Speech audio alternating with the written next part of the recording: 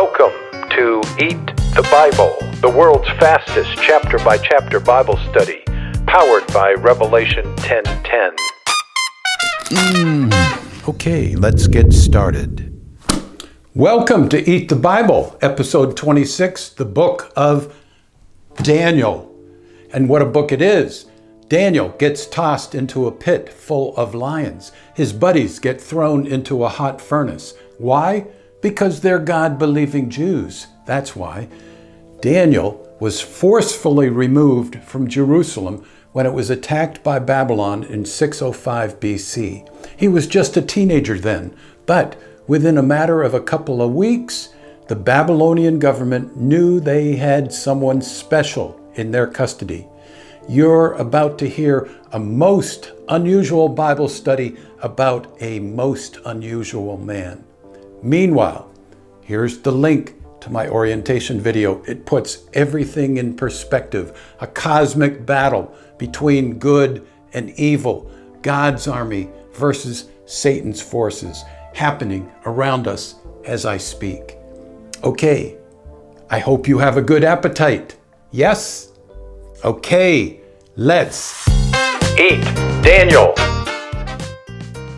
Daniel, his three friends, and thousands of other Jews are shipped to Babylon because they are youths without blemish, of good appearance, and skillful in all wisdom, and competent to stand in the king's palace. Daniel is smart enough to know the giver of all good things. God gave them learning and skill in all literature and wisdom, and Daniel had understanding in all visions and dreams. Babylon's king Nebuchadnezzar has a strange dream. He threatens to kill all his wise men if they can't tell him what the dream was and what it means. At the very last minute, God gives Daniel the download. But before disclosure, Daniel first educates Nebuchadnezzar about who his God is. He gives wisdom to the wise. He reveals deep and hidden things. Then Daniel spills the beans. The king had seen a bright statue whose head was gold, chest and arms were silver, the waist and the thighs were bronze, and the feet a strange mixture of clay and iron. But suddenly a stone lands on the feet and everything crumbles. And here's what it all means. The different metals represent future world kingdoms, starting with here and now, Nebuchadnezzar and Babylon as number one. The rock is God, who eventually destroys all earthly kingdoms before setting up his own. Nebuchadnezzar is so impressed, he promotes Daniel to ruler over the whole province of Babylon and chief prefect over all the wise men of Babylon. Daniel doesn't forget his three friends, Hananiah, Mishael, and Azariah. He gets them good government jobs as well. While Daniel is apparently out of town on business, Nebuchadnezzar's ego gets the best of him. He has a 90-foot statue of himself built, and everyone is required to worship it. Daniel's three friends are targeted because, of course, they don't worship any foreign idols. So they're arrested and thrown into a fiery furnace. But their strong faith in an all-powerful God produces a miracle. The king looks into the furnace and says, "I see 4 men unbound walking in the midst of the fire, and they are not hurt. And the appearance of the 4th is like a son of the gods." By the way, that's Jesus he sees. The 3 men come out alive, not even smelling like smoke. Nebuchadnezzar is a changed man, praising the God of the Jews as the Most High God. Then he has a second dream. He sees a tree that's been cut down to a mere stump. Once again, God gives Daniel the interpretation. He knows this one's going to hurt. You, O king, have an ego problem, so you're going to be cut down to size. In fact, you're going to lose your sanity for 7 years. And that's what happens. The king becomes like an animal, an ox, eating grass on his hands and knees in the field. After 7 years, when he finally recognizes God's position as Lord over all things, he regains his sanity and his kingdom. It's telling that we see such transitions happening today. People confused over their identity. Am I a man? Am I a woman? Am I both? We see people taking on the identity of animals, the so-called Furies. Now, people are even falling in love with personalities created by artificial intelligence. A generation passes. A new king, King Belshazzar, hosts a wild, drunken party using goblets stolen from the ransacked temple back in Jerusalem. Suddenly, a disembodied finger appears. It writes 4 words on the wall: Mene, Mene, Tekel, Parson. The king's wise men can't interpret it, but somebody remembers Daniel, now an old man in his 80s. He's brought in, and he tells it like it is. You have not humbled your heart, but you have lifted up yourself against the Lord of heaven. This is the interpretation of the matter. Mene, God has numbered the days of your kingdom and brought it to an end. Tekel, you have been weighed in the balances and found wanting. Parson, your kingdom is divided and given to the Medes and the Persians. And that's exactly what happens that very night. While Daniel is speaking, the Medes under Darius and the Persians under Cyrus manage to slip inside the walled city. They kill the king and conquer Babylon with hardly a battle. Daniel is one of only a few Bible characters whose resumes are squeaky clean. What happens to people like that? His co-workers get jealous and try to frame him. Today, we might call it lawfare.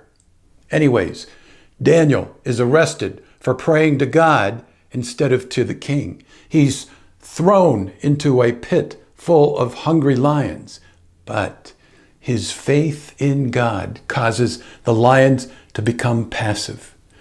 The king rescues him and says, I make a decree that in all my royal dominion, people are to tremble and fear before the God of Daniel. Daniel has a vision. 4 great beasts emerge from the sea, representing 4 kings who shall arise. Like other prophecies, this one is double-edged, with a near fulfillment and another one off in the distance. I'm going to focus on the distant fulfillment, which puts us in the period we find ourselves right now. And I lean on the insights of Benjamin Baruch in his book, The Day of the Lord is at Hand. Baruch had a vision of 9/11. He saw planes from United Airlines and American Airlines several months before it actually happened. The first beast, a lion with eagle's wings, suggests the United Kingdom and its spin-off, the United States. The second beast, a bear, is Russia. A third beast, a leopard with 4 wings, is Nazi Germany. A fourth beast, terrifying and dreadful and exceedingly strong, and this is my opinion, not Baruch's, is some form of artificial intelligence. Daniel sees its great iron teeth. It has 10 horns. What are these 10 horns? Could they be 10 geographical regions under control by demonic entities?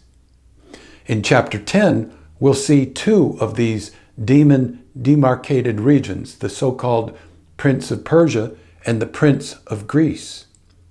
Or are the 10 horns competing versions of AI, each competing for dominance?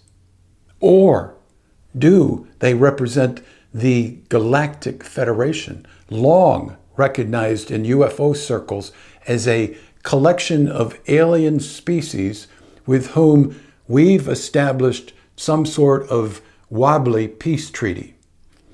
Aeronautics professor and military general Ayam Eshed, considered the father of Israel's space program, says there are 9 varieties of aliens within this federation.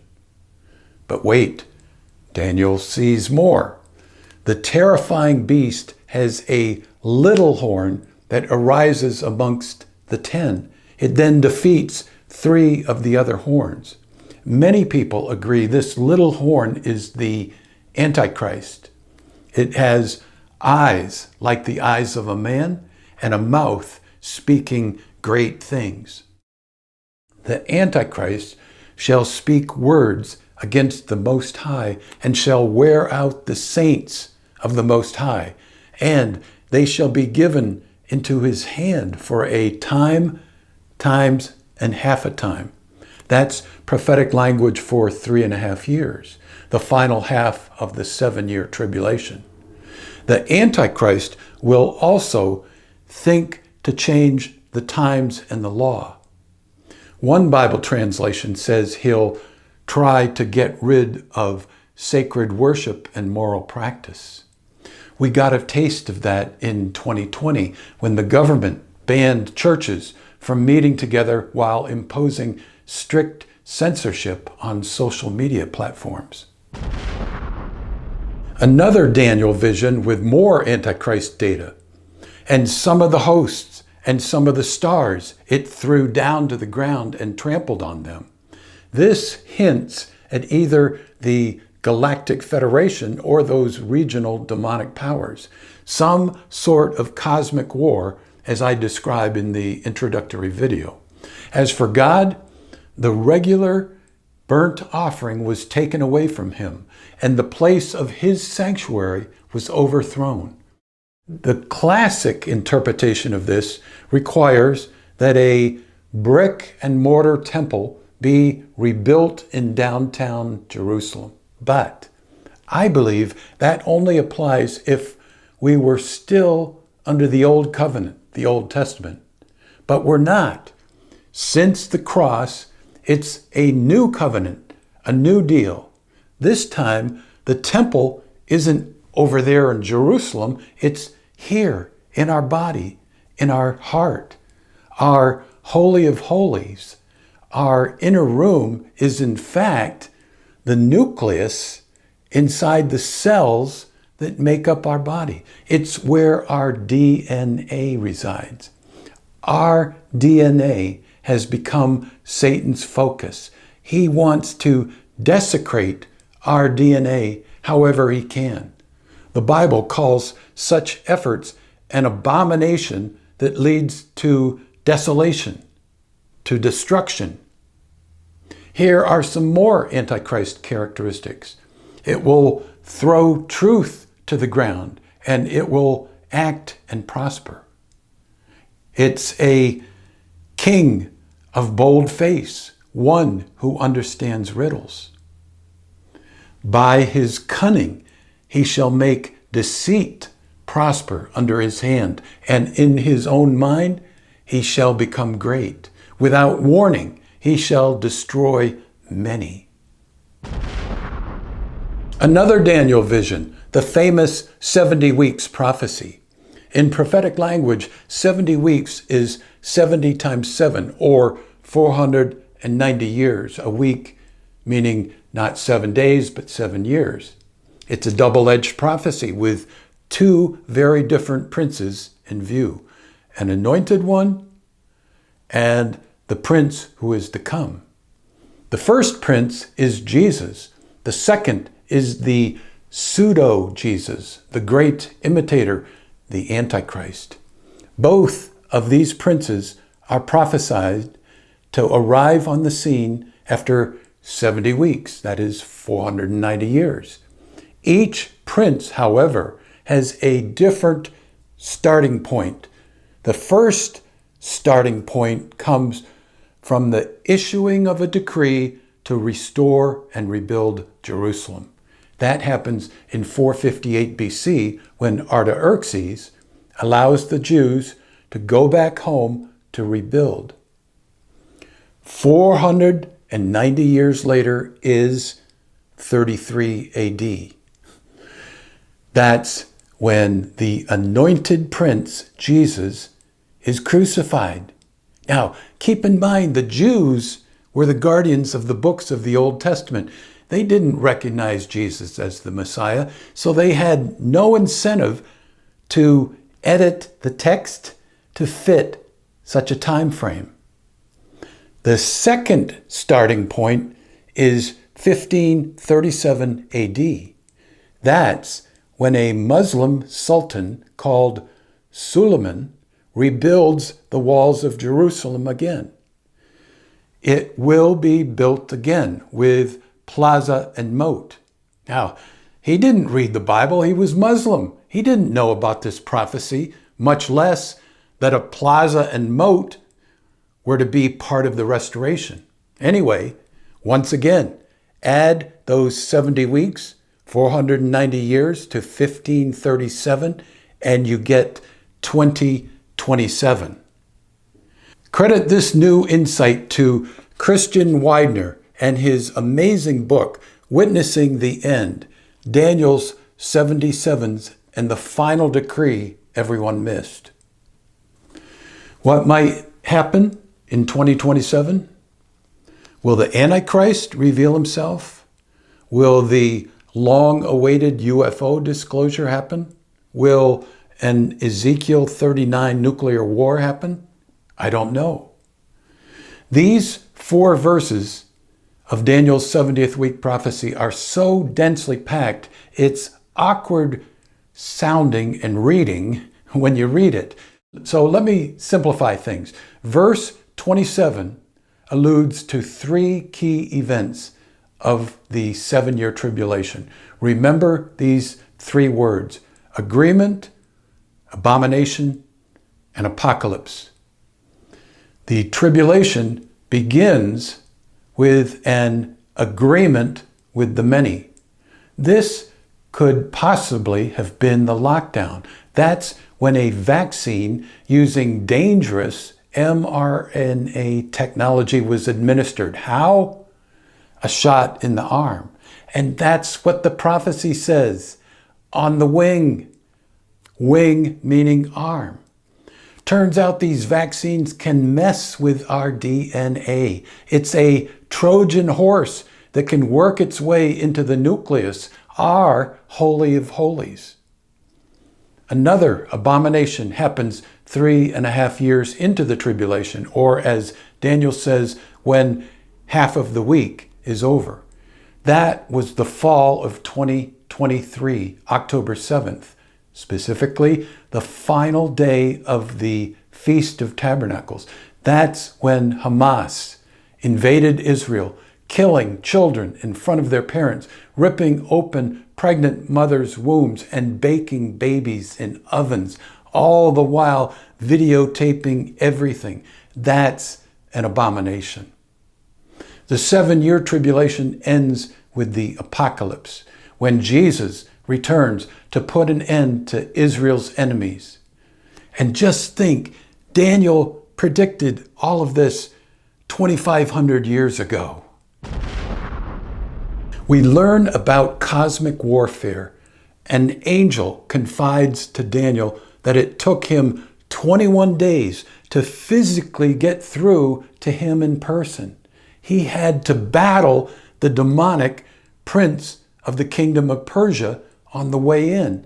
And after he leaves, he has to battle another demon called the Prince of Greece. The chief prince angel called Michael helps fight against the demons. Daniel gives a line-by-line description of how history will unfold 400 years in his future. That's when the Greek general Alexander the Great conquers the world. During that time, a type, a model of the Antichrist presents himself. His name is Antiochus Epiphanes. In 167 BC, Antiochus desecrates the Jewish temple by putting a statue of the Greek god Zeus in the Holy of Holies. That act defines the term abomination of desolation. God wants us to be knowledgeable about the Antichrist so we will not be fooled by his charm. Daniel tells us, "He shall exalt himself and magnify himself above every god, and shall speak astonishing things against the God of gods. He shall deal with the strongest fortresses with the help of a foreign god." I think that means he will enlist the help of aliens and UFOs in his military takeover of the world. Daniel is told to shut up the words and seal the book until the time of the end. Many shall run to and fro, and knowledge shall increase.